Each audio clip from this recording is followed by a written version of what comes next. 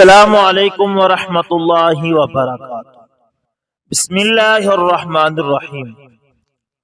دوستو، حافظ ابن حجر عسقلانی رحمۃ اللہ تعالی نے اپنی کتاب میں لکھا ہے کہ ایک منگول شہزادہ پادریوں کے پروپگنڈے کا شکار ہو کر عیسائی ہو گیا۔ اسی خوشی میں عیسائیوں نے ایک بہت بڑے جشن کا اہتمام کیا، جس میں بہت سارے عیسائی پادری بطور خاص شریک ہوئے۔ ان میں سے ایک پادری تقریر کرنے لگا۔ دوران تقریر اس نے نبی اکرم صلی اللہ علیہ وسلم کی شان اقدس میں گستاخی کرنا شروع کر دی تو قریب ہی موجود ایک شکاری کتے نے بھونکنا شروع کر دیا۔ جب وہ عیسائی بد زبانی سے باز نہ آیا تو وہ کتا اس پر جپٹ پڑا، مگر لوگوں نے اسے بچا لیا۔ اسے صرف بعض خراشیں ہی آئی۔ حاضرین میں سے بعض نے کہا کہ تم نے حضرت محمد صلی اللہ علیہ وسلم کی شان اقدس میں گستاخی کی ہے۔ آپ صلی اللہ علیہ وسلم کا تم نے استہزاء کیا ہے اور تم نے آپ صلی اللہ علیہ وسلم کا مذاق اڑایا ہے، لہذا اس کتے نے تم پر حملہ اس وجہ سے کیا ہے۔ اس پادری نے کہا کہ نہیں، یہ کتا بڑا خوددار واقعہ ہوا ہے۔ میں دوران تقریر میں اشارے کر رہا تھا تو یہ اس غلط فہمی میں مبتلا ہو گیا کہ شاید میں اسے برا بھلا کہہ رہا ہوں اور اسے مارنا چاہتا ہوں، اس لیے اس نے حملہ کیا، ورنہ ایسی کوئی بات نہیں۔ اب اس نے پھر تقریر میں بد زبانی شروع کر دی تو کتے نے زنجیر توڑی اور یوں حملہ آور ہوا کہ سیدھا اس عیسائی گستاخ کے گلے کو جا کر دبوچا اور اس گستاخ کو جان سے مار کر ہی دم لیا۔ اس واقعے کے نتیجے میں 40,000 لوگ مسلمان ہوئے۔ دوستو، شیخ محمد صالح المنجد ایک سکالر کا واقعہ بیان کرتے ہیں کہ وہ سکالر کسی مغربی ملک میں تعلیم حاصل کر رہا تھا۔ اس کے آخری امتحانات اور حصول سرٹیفکیٹ کا وقت آ گیا تو اس کے عیسائی استاذ نے مطالبہ کیا کہ تمہیں اپنے مقالے یعنی تھیسس میں اپنے نبی مکرم صلی اللہ علیہ وسلم کے خلاف کچھ لکھنا ہوگا۔ اس سکالر نے پسو پیش کیا تو استاذ نے دھمکی دے دی کہ اگر نہ لکھو گے تو پاس نہ ہوگے اور نہ ہی ڈگری حاصل کر سکو گے۔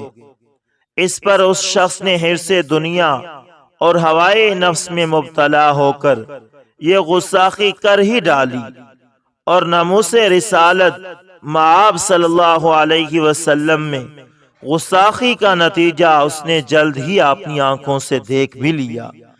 وہ اس طرح کے یورپ سے واپس لوٹا تو گاڑی کا ایکسیڈنٹ ہوا اور اس حادثے میں اس کے سارے اہل خانہ، بیوی، بچے لقمہ اجل بن گئے۔ غرض، ان سب گستاخان رسول صلی اللہ علیہ وسلم کا انجام انتہائی ذلت ناک اور عبرت ناک ہوا۔ دوستو، سعودی عرب کے ایک اخبار کی رپورٹ میں بتایا گیا ہے کہ ایڈیٹ بیگ اپنے کمرے میں سویا ہوا تھا کہ اچانک آگ بھڑک اٹھی۔ اس آگ کے عذاب میں ایلیٹ بھسم ہو کر جہنم واصل ہو گیا۔ یہ وہی بدبخت ایڈیٹر ہے جس نے 30 ستمبر 2005 کو اپنے اخبار میں رسول اکرم صلی اللہ علیہ وسلم کے توہین امیز خاکے شائع کر کے مسلمانان عالم کے دل زخمی کیے تھے۔ فاعتبروا یا اولی الابصار۔ دوستو، اسحاق اخرس ملک مغرب یعنی شمالی افریقہ کا رہنے والا تھا۔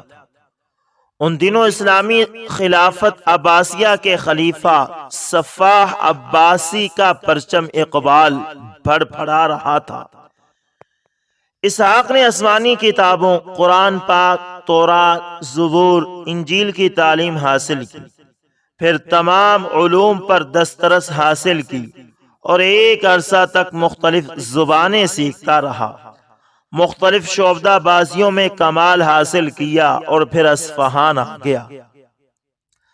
اصفہان آ کر اس نے ایک عربی مدرسہ قائم کیا اور ایک تنگ و تاریک کوٹری میں 10 سال تک پڑا رہا، اور اس نے اپنی زبان پر ایسی مہر سکوت لگائی کہ یہ اخرس یعنی گونگے کے نام سے مشہور ہو گیا۔ یعنی یہ 10 سال تک بولا ہی نہیں۔ اسے ہر شخص گونگا خیال کرتا تھا۔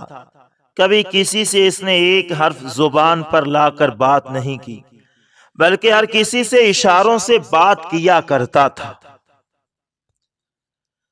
10 سال کی صبر آزما مشقت کے اندر ہی اس نے ایک روغن تیار کر لیا، جس کے لگانے سے چہرہ خوبصورت، روشن، چمکدار ہو جاتا تھا۔ پھر ایک رات جب تمام لوگ سو رہے تھے، اس نے 2 شمع روشن کی اور اپنے چہرے کو روغن مل کر خوب نورانی بنایا، اور اچانک شور مچانا شروع کر دیا۔ اس کا شور سن کر سب لوگ جاگ اٹھے، اور جب اس کے پاس پہنچے تو اس نے اٹھ کر نماز شروع کر دی اور خوش الہانی سے بآواز بلند قرآن پڑھنا شروع کر دیا۔ بڑے بڑے قاری بھی حیران رہ گئے جب مدرسہ کے طلباء اور اساتذہ نے دیکھا کہ ایک مادرزاد گونگا باتیں کر رہا ہے اور قوت گویائی کے ساتھ ساتھ اعلیٰ درجے کا فن قرات و تجوید اور فصاحت و بلاغت بھی بخشا گیا ہے۔ اس پر مستزاد یہ کہ اس کا چہرہ ایسا درخشاں کہ نظر نہیں ٹھہر سکتی۔ سب ورطہ حیرت میں چلے گئے۔ مدرسہ کے طلباء اور مدرس تو بالکل اس کے دیوانے ہو گئے، اور پورے مجمع کو لے کر رات کو ہی قاضی شہر کے پاس گئے کہ آپ بھی قدرت خداوندی کا کرشمہ دیکھیں۔ بد نصیبی سے قاضی صاحب بھی دور اندیش اور ایمانی بصیرت سے خالی تھے۔ انہوں نے آؤ دیکھا نہ تاؤ سب مجمع کو لے کر وزیر صاحب کے در دولت پر جا کر خدا کی قدرت کا کرشمہ دکھانے لگے، تو وزیر نے کہا کہ صبح ہو تو دیکھیں گے کہ ایسی بزرگ ہستی کی شان کے مطابق کیا کیا جائے۔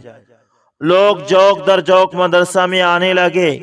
قاضی شہر بھی رؤسائے شہر کو لے کر ملنے آئے تو دروازہ اندر سے بند تھا۔ انہوں نے فریاد کی کہ ہمیں زیارت کروائیں۔ اسحاق نے اندر سے آواز دی تو قفل کھل کر گر گیا۔ لوگ اس بزرگ کے رعب سے ترساں اور لرزاں تھے۔ سب نے کہا کہ حضور والا، قدرت خداوندی کی حقیقت حال کا چہرہ بے نقاب کیا جائے تو بڑی نوازش ہو گئی۔ اسحاق اخرس اس ایک لمحے کا پہلے سے ہی انتظار کر رہا تھا، یعنی وہ تو تھا ہی اسی لمحے کا منتظر۔ کہنے لگا کہ اللہ نے 2 فرشتے میری طرف بھیجے ہیں۔ انہوں نے آ کر میری زبان پر کوئی چیز رکھی جو کہ برف سے زیادہ ٹھنڈی، شہد سے زیادہ میٹھی اور کستوری سے زیادہ خوشبودار تھی۔ اس نعمت خداوندی کا حلق سے نیچے اترنا تھا کہ میری زبان چلنے لگی۔ اللہ نے مجھے تمام آسمانی اور زمینی علوم عطا کر دیے اور فرمایا کہ تم محمد صلی اللہ علیہ وسلم کے بعد نبی بنائے گئے ہو۔ نعوذ باللہ۔ میں نے پوچھا کہ محمد صلی اللہ علیہ وسلم تو آخری نبی ہیں، ان کے بعد میں کیسے نبی میں بن سکتا ہوں؟ حکم ہوا کہ محمد صلی اللہ علیہ وسلم مستقل نبی ہیں، اور تم محمد صلی اللہ علیہ وسلم کے متبع ذلی اور بروزی نبی ہو۔ ان کے کلمہ اور ان کی شریعت کو ہی آگے چلایا جائے، اس لیے میں ذلی اور بروزی نبی ہوں۔ جس طرح مرزا قادیانی کافر نے ذلی اور بروزی اور امتی نبی ہونے کا دعویٰ کیا تھا۔ اسحاق اخرس کی بات سن کر کچھ لوگ تو فوراً ایمان اس کی نظر کر بیٹھے، اور جن کا دل نور ایمان سے منور تھا وہ اس سے بیزار ہو کر برا بھلا کہتے ہوئے چلے گئے، اور لوگوں کو کہتے رہے کہ یہ دجال کذاب ہے، اس سے بچو، مگر اس کے پیروکار بڑھتے رہے۔ رفتہ رفتہ اس نے خوب کفریات اسلام کے نام پر شروع کی۔ خلیفہ ابو جعفر منصور عباسی کے دور خلافت تقریباً 137 ہجری میں ہی اسے مارا گیا تھا۔ بابک بن عبداللہ خرمی۔ دوستو، بابک کا باپ ایک تیلی تھا، یہ مدائن کا رہنے والا تھا۔ اس نے آذربائیجان کی سرحد پر ایک گاؤں بلال آباد میں آ کر سکونت اختیار کر لی۔ یہ اپنی پیٹھ پر تیل کا برتن رکھ کر دیہاتوں میں جا کر بیچا کرتا تھا۔ وہاں اس کی ایک عورت سے آشنائی ہو گئی اور اس نے عورت سے ناجائز تعلقات قائم کر لیے، اور بغیر نکاح کے یہ تعلق دیر تک قائم رہا۔ اس کے بطن سے بابک پیدا ہوا، پھر اس کا باپ ایک جنگ میں مارا گیا۔ دوستو، یہی بابک آگے جا کر نبوت کا دعویٰ کرتا ہے۔ بابک کی ماں دائیا گیری کا کام کر کے اسے پالنے لگی اور یہ گائیں وغیرہ چراتا تھا۔ آخر اس نے ایک رئیس کے پاس جا کر تنبورہ وغیرہ بجانا شروع کر دیا۔ ایک دفعہ یہ واپس اپنی ماں کے پاس گاؤں آیا ہوا تھا۔ اس وقت بابک کی عمر 18 سال تھی۔ ایک رئیس جویدان نے ان کے گھر دوران سفر برف باری کی وجہ سے قیام کیا۔ بابک کی ماں نے اس کی کافی خدمت کی تو اس نے جاتے ہوئے بابک کو ساتھ لے لیا کہ میں اس کو اپنے پاس خاص نوکر رکھ لیتا ہوں۔ کچھ عرصہ کے بعد اس سردار نے دوسرے سردار سے جنگ کے دوران فتح پائی اور اس کے بعد بیمار ہو کر مر گیا۔ اس کی بیماری کے دوران سردار جویدان کی بیوی بابک کے عشق میں گرفتار ہو گئی اور اس سے ناجائز تعلقات قائم کر لیے۔ اب اس کی بیوی نے یہ کہا کہ چونکہ جویدان تو مر گیا ہے، لیکن میں چاہتی ہوں کہ میں حکومت تمہارے ہاتھ میں دے کر تم سے اب باقاعدہ شادی کر لوں۔ بابک نے کہا، میں تو ایک نوکر ہوں، پوری قوم اور فوج کس طرح مجھے اپنا حاکم تسلیم کرے گی؟ یہ ٹھیک ہے کہ تم میری محبوبہ ہو، میرا تم سے ازدواجی تعلق ہے، مگر قوم کو کیسے مطمئن کریں؟ تو اس کی بیوی نے ایک حل تجویز کیا اور کہا کہ مجھے یقین ہے کہ میں لوگوں کو اپنے ڈھب میں لانے میں کامیاب ہو جاؤں گی۔ صبح اس نے ساری قوم کو جمع کیا اور کہا کہ رات جویدان نے اپنی وفات سے پہلے کہا کہ میں نے مرنے کا ارادہ کیا ہے، لیکن میری روح میرے بدن سے نکل کر بابک کے بدن میں داخل ہو جائے گی، اور یہی نوجوان اس سرزمین کا مالک ہوگا۔ اور مجھے تاکید کی کہ میری وصیت میری قوم کو سنا دینا، اور یہ بھی کہہ دینا کہ جس نے میری وصیت سے منہ موڑا اس کا ہمارے دین سے کوئی تعلق نہیں ہوگا۔ یہ سن کر تمام سرداران قوم اور قائدین لشکر نے اپنے سر جھکا دیے۔ اس کے بعد اس نے ایک بیل منگوایا، اس کو ذبح کر کے اس کی کھال کو پھیلانے کا حکم دیا۔ اس کی کھال پر ایک تشت رکھا گیا جو شراب سے لبریز تھا۔ اس کے بعد روٹیاں منگوائی گئی اور ان کے ٹکڑے تشت کے گرد جمع کیے گئے۔ اب اس عورت نے حکم دیا کہ ایک ایک آدمی آئے اور اس کھال پر پاؤں رکھے، روٹی کا ٹکڑا اٹھا کر شراب میں ڈبو کر کھا لے اور اقرار کرے کہ میں جس طرح جویدان کی روح پر ایمان لایا تھا، ایسے ہی میں بابک کی روح پر ایمان لایا ہوں۔ اس کے بعد بابک کے سامنے حاضر ہو اور اس کا ہاتھ چوم کر اس سے بیعت کر لے۔ اس کے بعد اس نے بابک کو اپنے پیش قیمت تخت پر بٹھایا اور ایک پھولوں کا گلدستہ اٹھا کر بابک کے ہاتھ میں پکڑا دیا۔ اس طرح اس نے اپنی شادی بھی خود ہی کر لی۔ تخت پر بیٹھنے کے بعد بابک نے فحاشی کی تعلیمات دینا شروع کر دی اور اپنے پیروکاروں کو شراب اور زنا کی عام اجازت دے دی، حتیٰ کہ ماں، بہن، بیٹی سے بھی شادی کی اجازت دے دی۔